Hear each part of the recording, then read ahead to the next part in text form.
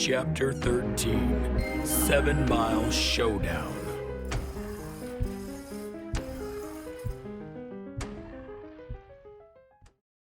Weeks pass. Confusion became anger, and anger turned into hatred. Jerry has finally healed from his grievous wounds and is ready to get even with the pukes who left him to die.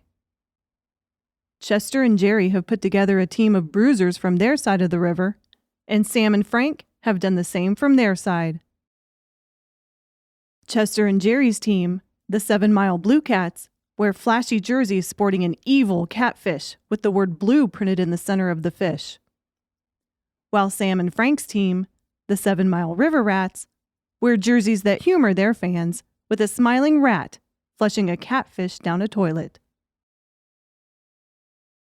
The Cats and Rats backyard game of football may seem trivial to some. However, anyone who's lived in a small town will quickly agree a small town scuttle can become big-time trouble. Lies move faster than Bob Munden can draw his 6-shooters. Rumors spread swifter than a raging forest fire in a 60-mile-per-hour wind.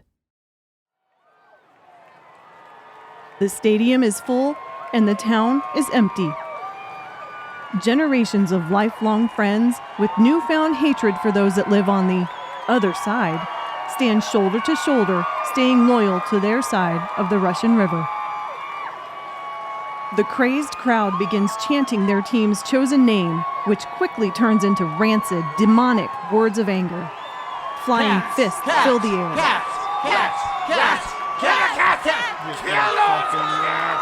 Those cheese eating cats! Kill them! Yeah, shut your freaking heads up! There'll be nothing left of their blown tails! Kill those cats! Kill the fucking cats! There are no refs. There are no rules. Shirts tear, noses bleed, and bodies break. Quickly, the free-for-all backyard game is in disarray. Frank takes the ball around an end from Sam's lateral, presenting Chester his opportunity to get even. Frank runs out of bounds. However, this doesn't slow Chester. Charging like a raging bull, he power drives Frank into the crowded sideline, pounding his face. Jerry joins the fray, kicking Frank's ribcage and stomping his groin. Both teams lock horns as fans clear the bleachers.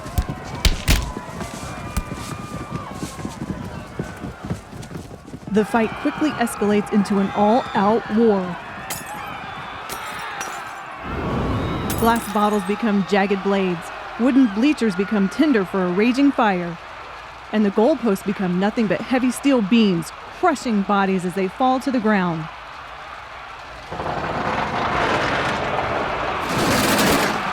The crowd hurls any object they can get their hands on, screaming and fighting to the death.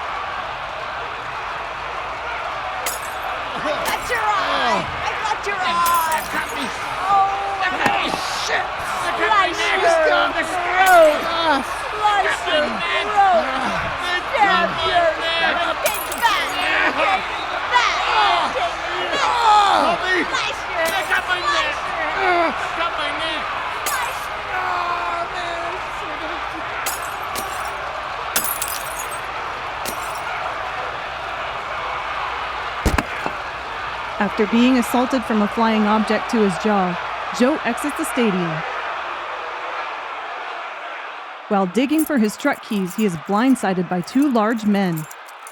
One assailant removes his brass-knuckled belt buckle and brutally beats Joe, while the second sticks a knife in his gut.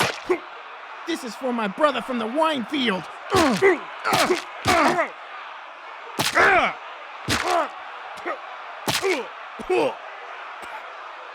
Come on, Mickey. He's dead. Let's go. Mofo, let's get out of here. He's blue. He's blue, Mofo. Let's go. Come on. Joe is set on fire and left for dead.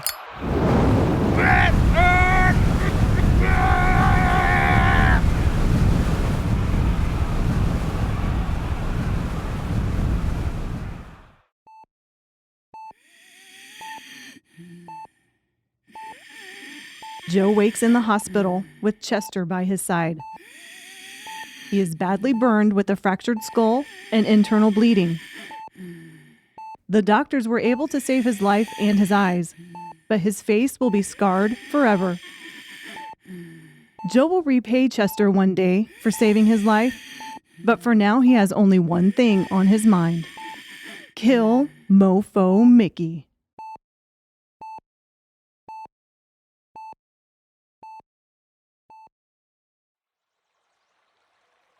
The riot marks the day of the Great 7 Mile Divide. A culmination of works unknown and fervent pride have boiled over, leading to the creation of 2 7 Miles. No longer just citizens of 7 Mile, the inhabitants of each side of the river now identify themselves as only rats or cats. The once heavily traveled bridge has been barricaded on both sides, ensuring the rats and the cats remain sealed in on their side of the Russian River. These infamous events occurred 10 years to the day that 7 Mile became possessed and Russian River Cove became Devil's Backbone Cove.